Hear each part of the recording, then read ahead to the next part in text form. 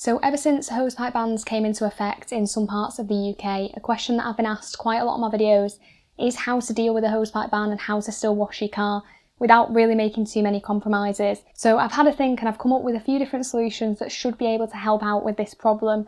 Now I'm going to take you through a few different options, and starting with the ones that I wouldn't really want to do myself and working through to a solution that I've set up here and that I would do personally if I was dealing with a hosepipe ban. Now, the first thing really to discuss, if you can't use a hosepipe, which ultimately means you can't use a pressure washer, is to go with a rinseless wash approach. Now, there are many different rinseless washes out there. P&S Absolute, there's also O&R, which is the classic one, Garage Therapy's one.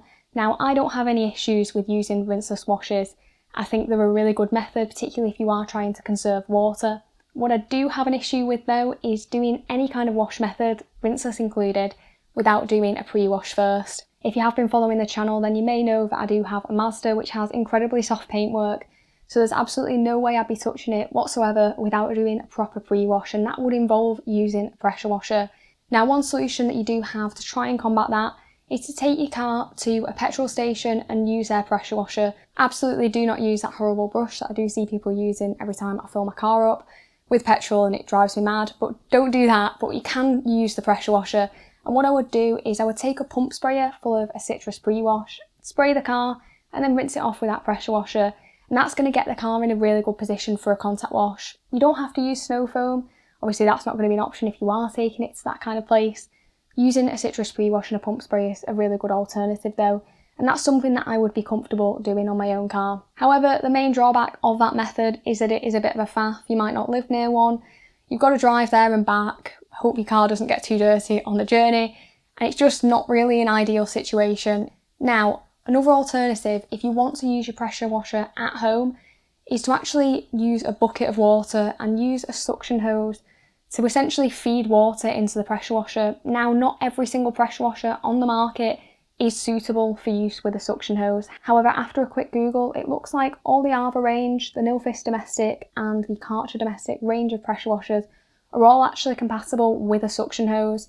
So essentially what you do is you get your bucket of water, put your suction hose in, make sure that's sort of fully primed, you want it to be completely full of water, then you would connect it up to your pressure washer and use it really as normal.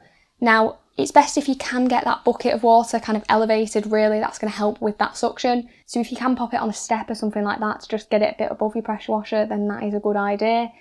The only sort of drawback of this method really is that you are going to potentially have to refill that bucket a couple of times in order to wash your car fully. It's going to depend a little bit on the method that you're using. You could, for example, use your pump sprayer as you would at a sort of self-serve car wash, give that a spray, and then rinse that off, and then go in with a rinseless wash method, and then you're essentially only using your pressure washer once, and you might actually just get away with using one bucket of water there.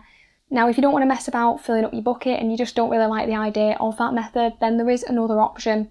And I do have to thank Wayside Car Balloting. I'll link his YouTube channel in the description. He was really helpful as I had quite a lot of questions and I knew that he had this system in place at his house.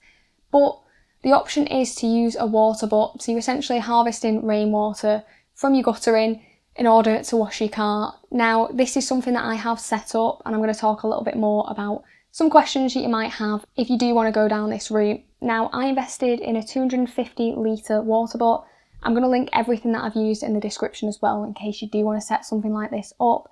And essentially, all it does is connect up to a downpipe, and you've just got a diverter that you need to put in place. I did get a separate diverter from Screwfix as I like the design of it a bit better, as it basically meant that your sort of water butt couldn't overflow if it did get full, so I'll link that as well in the description. But I set that up, and then it just has a tap at the bottom, and you can connect that up to your pressure washer. Now, there are a couple of extra bits that you will want to get if you do go with this method. The first is an adapter for the actual tap on the water butt, as it's not a regular one that kind of those clunk click fittings won't fit into. So I'll pop a link to that as well. It's basically one of those that you clamp on. And then also I would recommend as well getting an inlet filter for your pressure washer. I'll link that in the description. I just got a couple from Amazon. Some pressure washers do actually have them. I think the Arva ones come with them. My Kranzel one comes with it, although I don't use that for this method as it doesn't unfortunately run from a water butt. as there's something to do with the valve in that one. So if I wanted to do that, I would have to mod it. So in this demo, I'm going to be using a Nilfisk Excellent 160 model, which can be run from a water bot. That inlet filter is just going to stop potentially any debris getting caught up in the pump of your pressure washer. It is a risk when using a water bot, as that water might not be totally clean. Obviously that tap kind of sits above the bottom, so there shouldn't really be anything kind of floating above the bottom that's getting picked up and going into your hose pipe. But it's just something to keep in mind. I would definitely go ahead and pick one of those up, particularly considering that they only cost about £5 for 2 of them. And then I essentially just have a 10-metre hose pipe with those clunk click fittings on the end. I don't use the Aquastop fittings, which have a little X in the middle and stop water running when it's not connected to anything. I wouldn't use one of those for this purpose, as it will potentially limit the flow and cause some problems, so just use a standard connector for this. So what I did first is I connected that up to the water butt, let the water butt run for about 30 seconds to make sure that the hose was fully primed, and then I connected it up to my pressure washer and got to work as normal. Now in terms of the performance of the pressure washer, there is a little bit of a dip, so I did notice a slight dip in pressure, but it still was plenty in order to be able to wash the car and to do an effective pre-wash. So yeah, not as great as when connected to mains water, but definitely still a viable solution. And I also did give the flow a test in comparison to connecting the pressure washer up to mains water. So when I connected it up to the mains, I got 7.3 litres in a minute, and then when I connected it up to the water butt, I got 6.4, so definitely a drop, but still enough to be working with. So leading on from that, in answer to what I think is probably going to be one of the bigger questions that people are asking at this point, and that is how much water do you actually need? So I did a complete normal wash where I did the wheels. I both pre-washed and obviously rinsed the wheels after I'd used my wheel cleaner. I did a pre-wash with snow foam, rinsed that off, then I actually foamed up the car again with car shampoo and an optional step, and then I rinsed that off. And I measured how much water I actually used with this method by comparing the flow rate to how long I had that pressure washer on for, and I used 46.6 litres. So I've got a 250 litre water butt, so that is quite a lot, and you probably don't need one quite as big, particularly if you don't wash your car quite as often. But in terms of how quickly that fills up and how often you can really use your water butt, it obviously really depends on how much it's raining. It's not rained that much at all recently. I've had a few decent downpours over the space of sort of a week, but not a ton of rain, and it actually filled up really quickly. I have mine coming from a downpipe off my house. If you're running it off a garage, then it's going to be a bit less. So it really is how long's a piece of string. It doesn't take as long as you probably think it does though to actually fill up, and particularly when you're only using sort of less than 50 litres of water. You definitely can wash a couple of cars with this method, probably every couple of weeks, if you do have a water butt. Now there are definitely ways you can get away with using less than that 46.6 litres. I washed a Megane, so that's a fairly medium-sized car. You might have to kind of adjust it up and down from there. But if you do want to use less water, then obviously you can go ahead and use your citrus pre-wash in the pump sprayer and skip that snow foam step altogether. You're just going to need to rinse the car afterwards. And if you are using a rinseless wash method instead of a traditional contact wash method, using say a 2 bucket or foaming the shampoo on, then you're going to use even less water and you really aren't going to actually need that much. Now some reasons why I really do like this system of using a water butt as opposed to say using a bucket of water with one of those suction hoses are, firstly, it involves using completely sort of free harvested rainwater, so you're not using any mains water there. So it means obviously morally you're going to maybe feel a little bit better in a hosepipe ban. But also, if anyone's nagging you and your neighbours are getting a bit sort of curtain switching, you really don't have to worry about it and you can show off your fancy new water butt and not have anything to worry about. Now, another reason that I do like using rainwater is that it is actually a little bit softer than normal tap water.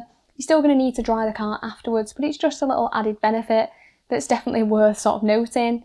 And finally, obviously, it's just a bit more convenient, so you don't have to keep filling up that bucket of water or taking your car to a self-serve car wash in order to pre-wash it. So it does feel nice and easy and it really isn't any harder to set up than doing a normal wash. Now, some negatives of this method which are definitely worth mentioning are, firstly, obviously you are going to need some rain for the water butt to fill up. If you're in an area where it's just not raining at all, you may struggle with this, but as I said, it does fill up probably quicker than you're going to expect. And you could potentially say use that suction hose with a bucket of water in the meantime whilst your water butt's filling up and go with that method. So there is sort of, it's kind of a bit of an investment, but it's definitely worth looking at, as I do think it's the most convenient option of them all. It definitely means you can capitalise on the odd downpour, which isn't going to be enough to lift a hosepipe ban that could potentially go on for a while. but it's going to be enough so you can get your cars looking nice again. The other disadvantage is that it obviously is going to add a bit of expense and you're going to need to invest in some extra equipment in order to do this. So my water butt was about 65 quid delivered. I think it was about £13 for the downpipe diverter I got from Screwfix. And then it was about a tenner for those other bits, like that tap clamp and the inlet filter for the pressure washer. So it's coming in to kind of just shy of 90 quid. So it is a decent amount to be putting down, but it's something that potentially is going to save you a little bit of stress over the next few years if hosepipe bans do become more frequent. And then finally, one sort of really notable problem with a water butt is that they are kind of ugly. You can definitely get ones that look a bit nicer, but they are quite a bit more expensive. And also, you might not really have the space to put one in. I'm going to pop the dimensions on screen for the one that I've got, the 250 litre. You can get smaller ones if you're struggling a little bit more for space. So you might also need to think about the placement of it. You obviously don't want to be running a really long hose pipe from it, as that is potentially going to result in some sort of flow issues and pressure issues with your pressure washer. So ideally you're going to need to position your water butt somewhere where you can still get your pressure washer to your car, but it isn't too far away from the water butt, if that makes sense. So just something to think about, but it's definitely something I think is worth looking at and probably the most kind of sustainable way to deal with a hosepipe ban. Now, as I said, everything that I've talked about is going to be linked in the description. If you have found this video all helpful, then it would be brilliant if you could drop it a like, and thanks very much for watching.